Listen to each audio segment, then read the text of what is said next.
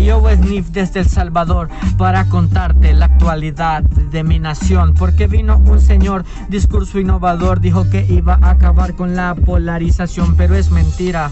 Porque solo es un matón, un abusador, con aires de dictador, que viene con mentiras y falacias, usando a los soldados para romper la democracia. Está en contra de los diputados, y tampoco es que ellos sean buenos, también han robado, pero está rompiendo el derecho del Estado de tener un país que esté equilibrado entre poderes.